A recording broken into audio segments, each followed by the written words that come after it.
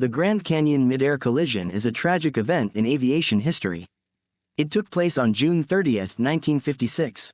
Two commercial airplanes collided over the Grand Canyon in Arizona. The accident resulted in the loss of 128 lives. It became the deadliest U.S. commercial airline disaster at that time. The two aircraft involved were a United Airlines Douglas DC-7 and a Transworld Airlines, TWA, Lockheed L-1049 Super Constellation.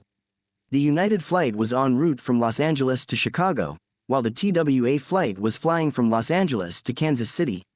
On that fateful day, both planes requested permission to fly at higher altitudes for better visibility and smoother rides for passengers.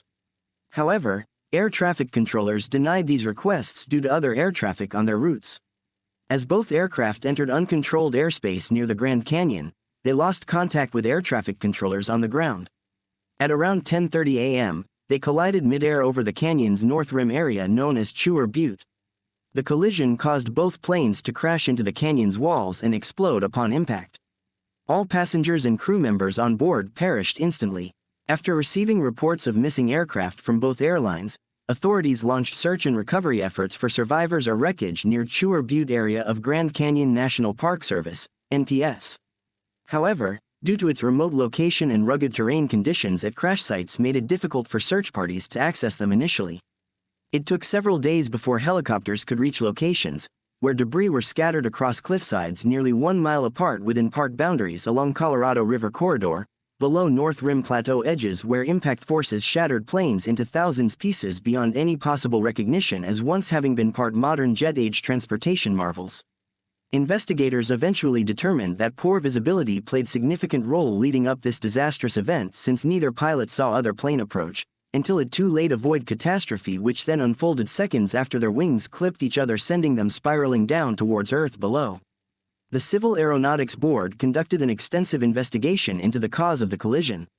They concluded several factors contributed to the accident, including inadequate air traffic control procedures, lack of radar coverage in certain areas, and pilots' failure to maintain proper visual lookout.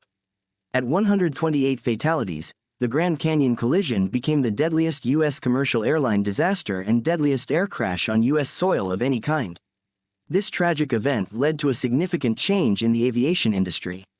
It exposed flaws in air traffic control procedures and the need for better communication between pilots and air traffic controllers. The U.S. government recognized that improvements were necessary to ensure the safety of both passengers and crew members. As a result of this accident, the Federal Aviation Act was signed into law on August 23, 1958, which led to the establishment of the Federal Aviation Administration. The FAA was tasked with modernizing air traffic control systems and improving communication between pilots and controllers by implementing radar technology throughout U.S. airspace. The FAA also set new standards for pilot training, certification, and operating procedures. These changes aimed to create a safer environment for all those involved in aviation, including passengers, crew members, ground personnel, and air traffic controllers. Furthermore, this tragic event highlighted the importance of developing technology that could prevent mid-air collisions from occurring in the future. This led to advancements in collision avoidance systems now known as Traffic Alert and Collision Avoidance System, which monitors surrounding airspace for potential conflicts between aircraft, allowing pilots time necessary to react accordingly, preventing accidents like one which occurred over Grand Canyon more than 6 decades ago. The Grand Canyon mid-air collision of 1956 was a turning point in aviation history, leading to significant changes in air traffic control procedures, technology advancements, and safety regulations.